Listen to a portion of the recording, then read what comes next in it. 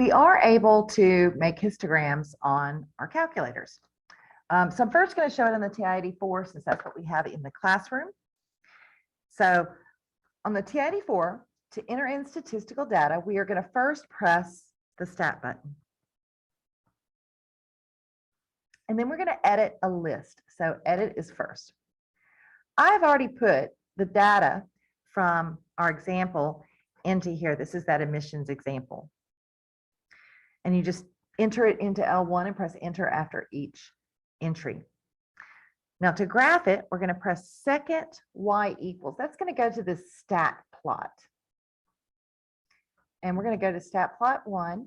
And you have to press enter on the on to highlight that.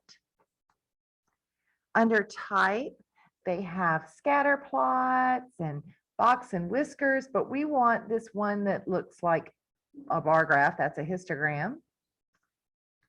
And then we want to make sure it says that our X values are in L1.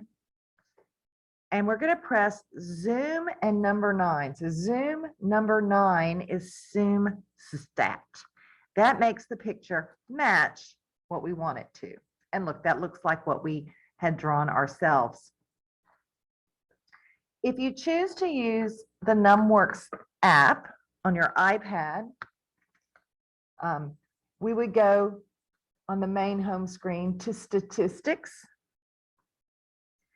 And the first section, whoops, let me get where you can see it a little bit better, is to enter all the data. And you would just type in the data. And notice we have options for histogram, box, that's box and whisker plot, and statistics. For what we're wanting a histogram. So I'm up arrowing to that top bar and arrowing over to histogram, and I'm press OK. And it gives me my histogram. And I like this one because it really gives it nice detail for my histogram. Now, sometimes it's necessary for the first class to have no lower limit, or for the last class to have no upper limit. When we have this, such a class is called an open-ended class.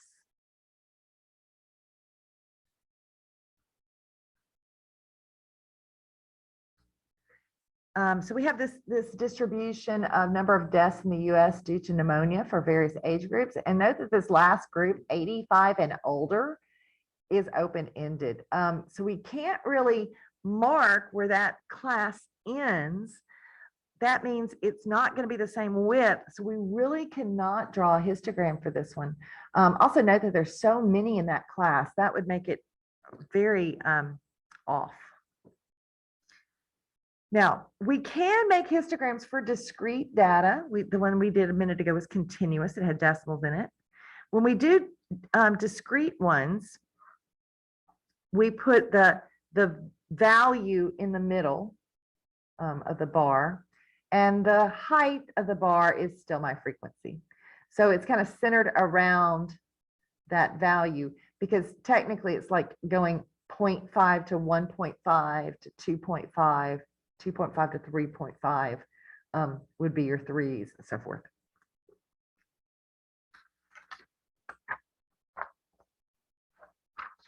Now, a histogram has a nice shape to it, and we always want to describe things based on their shape. A histogram is symmetrical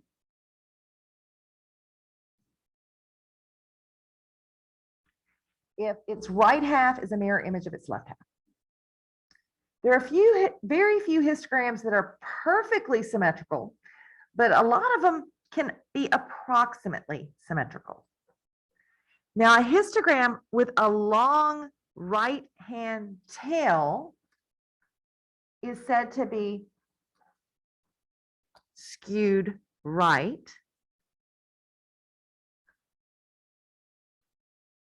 And a long left-hand tail is skewed left. And so let's look at some examples of each. This is kind of a mirror image. So this is approximately symmetrical. This one, it's got this, what we call a tail. Most of the data is here on the left, but we have this tail end off to the right.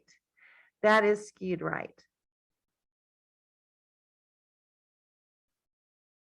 Notice on this graph, most of the high points are over here, and then I have this little bitty just like trailing area over here. This is skewed left. The tail is on the left.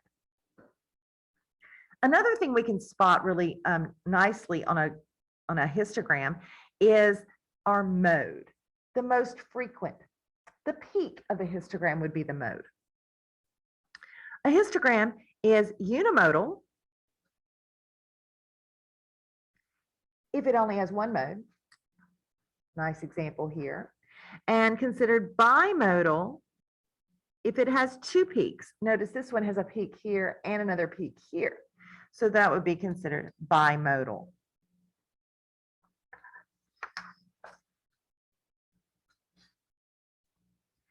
Some graphs used for representing frequency or relative frequency distributions require class midpoints. Instead of starting with a low end and a high end, we start at the midpoint. So a midpoint, the class midpoint, we would take the class lower limit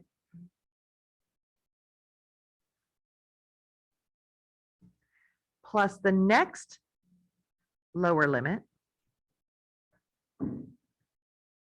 and find the average of those. So divide by 2. Midpoint. So for this example, this lower limit is 0, this lower limit is 1, so the midpoint would be 0.5. 1 to 2, 1.5. 2 to 3, 2.5, because that's the average of them. 3.5, 4.5, 5.5, and 6.5. Note that they are still separated by 1, my class width.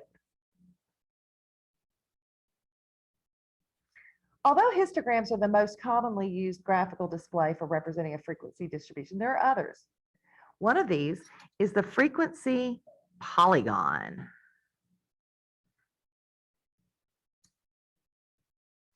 It's constructed by plotting a point for each class. The x-coordinate of the point is the midpoint, and the y-coordinate is the frequency for that class. Then all points are connected with straight lines. So we are going to use this data and make a frequency polygon. So 0.5 went to 9. 1.5 went to 26. Let me keep a copy of this handy on my side so I don't have to keep looking back and forth. Then 2.5 went to 11. Then this one went to 13. Yes. Then 3. Then 1. Then 2. It's kind of like making our histogram, right? But a frequency polygon, what I'm going to do now is I'm going to basically connect the dots. So, shoot. So a frequency polygon, we just put tips of the histograms, for lack of a better word, and connect the lines. Another type of graphical representation of frequency distribution is called an ogive. I know it's spelled with a G, but it's pronounced ogive. Ogive plot values are known as cumulative frequencies.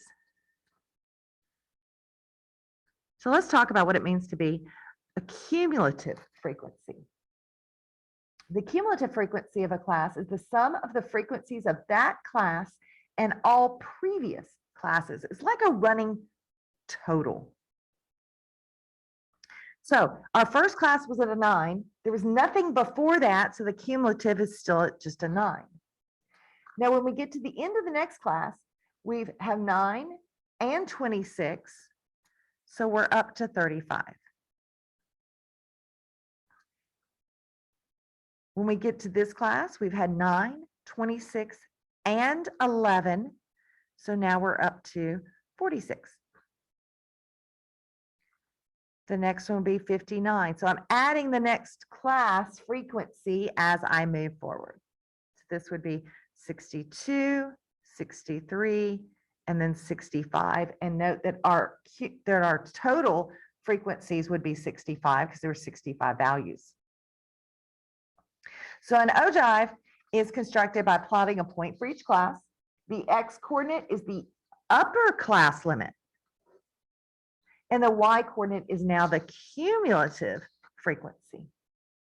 So 0.99 was the end of that class, and it's at a cumulative frequency of 9. 1.99 went to a cumulative frequency of 35. Then we went to 46.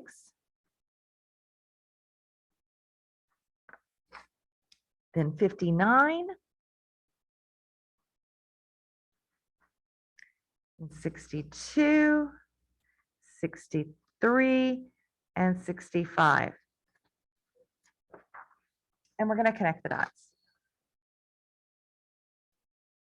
Sometimes you'll even see them go all the way to the 0 because when you're starting out, you don't have anything.